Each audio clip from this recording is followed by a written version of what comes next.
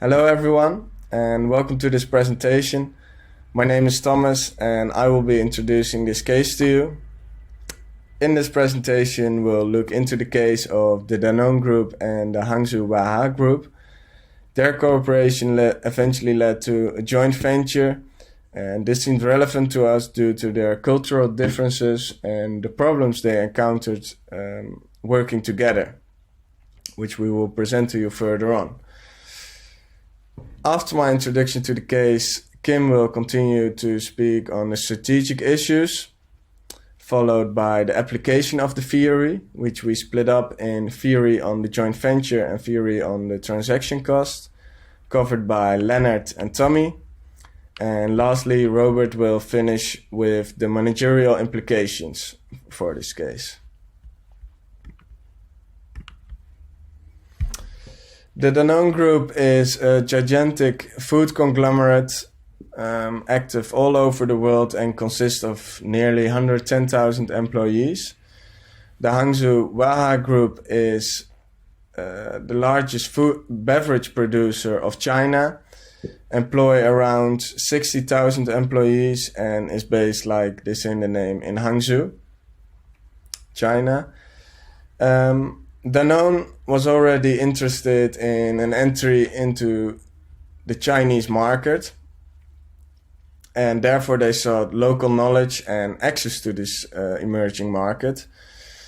And Waha was interested in entering the bottled water business, and therefore on their hand could benefit from the experience, the knowledge, the resources and the capital of the Danone Group. And because of these interests, both firms established in 1996 the Waha Joint Venture Company to produce various drinks of the Waha brand. And in this joint venture, Danone owned 51% of the stakes and Waha the remaining 49%. And even though they both had expected different gains from this cooperation, their alliance could still be mutual beneficial. However, in 2007, Danone publicly accused Waha of illegally distributing products of their brand.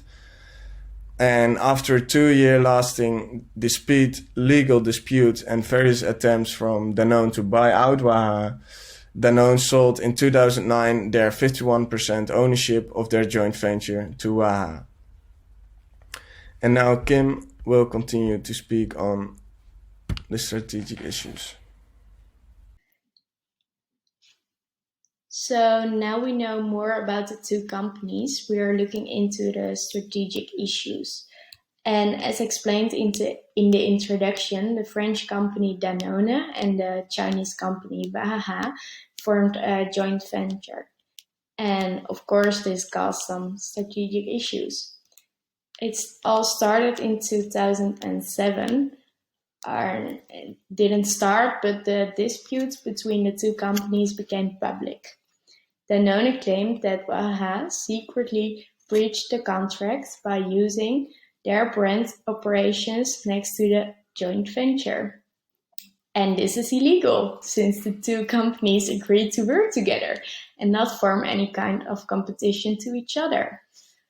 On the other hand, Waha stated that Danone showed lack of commitment, and they did not share their technological and managerial expertise and knowledge, which was expected of them. So let's move on to the next slide, which is the lack of trust between Danone and Waha. And this lack of trust created conflicts. The involvement of both companies in the joint venture was not equal.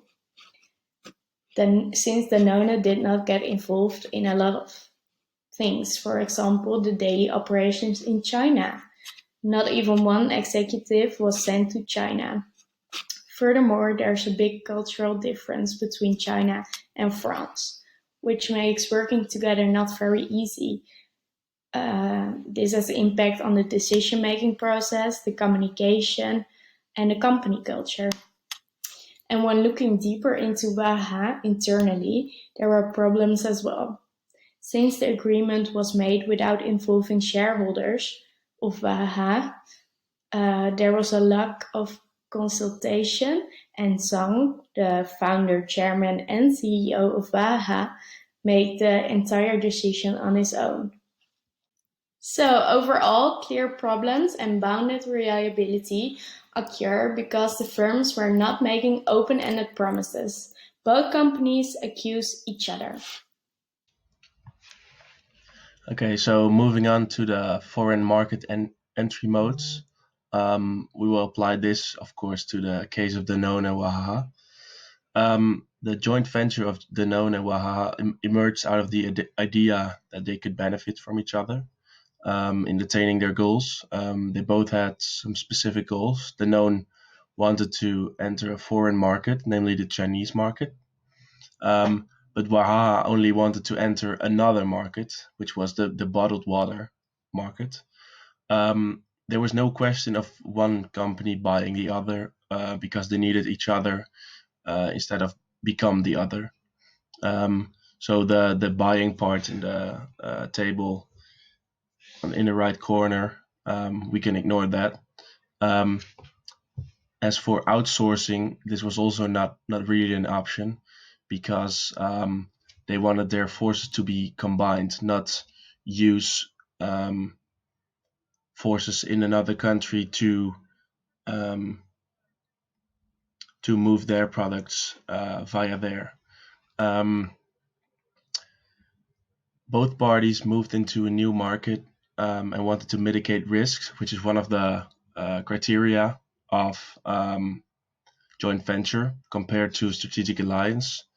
And also, they signed a contract, and in a strategic alliance, a contract isn't really necessary, whereas in a joint venture, that is.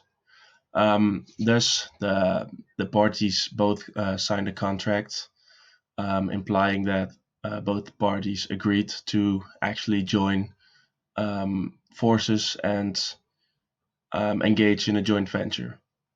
After that, things all went downhill. Both parties blamed each other of breaking the contract. Danone blamed Waha for having a side industry outside of a joint venture to that they were in another business making sales, which was not according to the contract they signed. This all led to their relationship deteriorating and the joint venture to fail. In the end, Danone agreed to sell its 51% share of the joint venture to Waha, leading to maybe some kind of acquisition in the end, because Waha actually did buy the part of Danone in the joint venture, so that the joint venture was fully in the hands of Waha, and that made that meant the end of the joint venture. We now evaluate Danone's decision to enter the Chinese market through a joint venture from a transaction cost perspective. Transaction costs arise out of a lot of different instances and always relate to costs which are incurred to coordinate certain activities. Such activities include search and information costs, bargaining costs, and policing and enforcement costs. Therefore, transaction costs can take on many forms, and they are evaluated in relation to bounded rationality and reliability, asset specificity, complexity and uncertainty, frequency. These factors all play a crucial role in deciding which mode of entry to choose in entering a foreign market.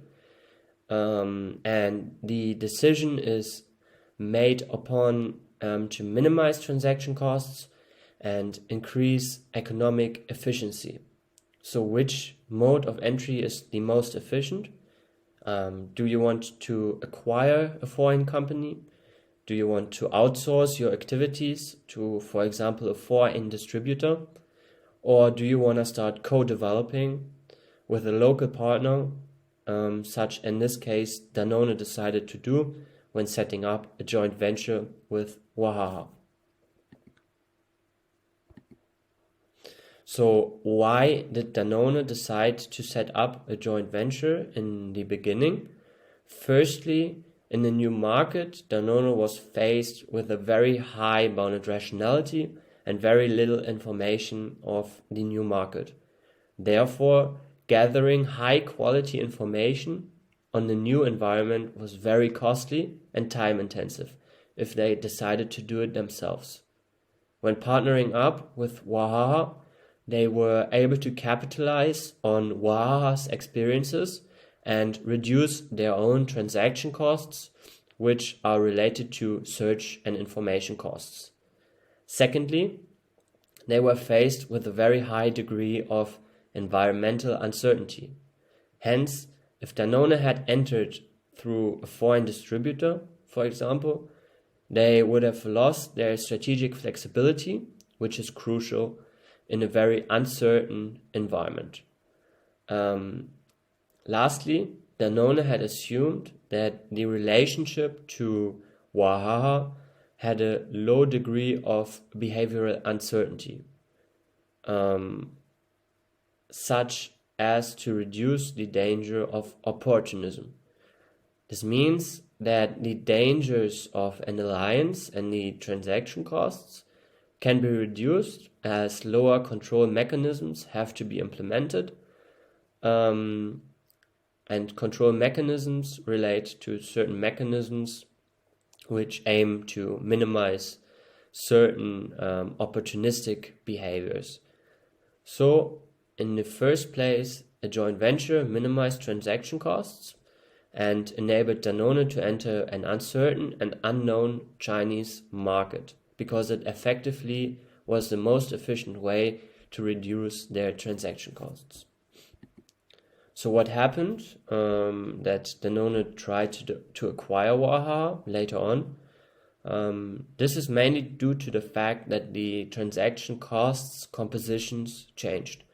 First and foremost, trust eroded between the parties, and the costs of implementing control mechanisms to control for opportunistic behavior increased substantially. This is due to the fact that the CEO of the Wahaha company, Zong, started selling similar products under a different brand, which ended in a legal dispute.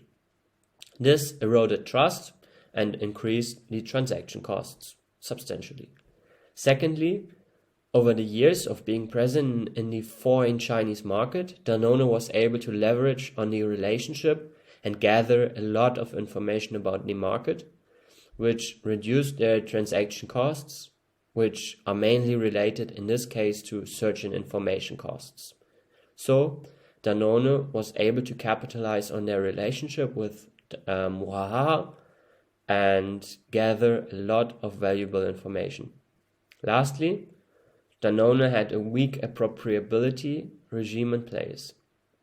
They couldn't protect their products and innovation as Song illegally sold products under their trademark and sold similar products himself. In order to correct for this behavior and protect their intellectual and physical property, Danone tried to internalize their operations by acquiring Wahaha and the joint venture.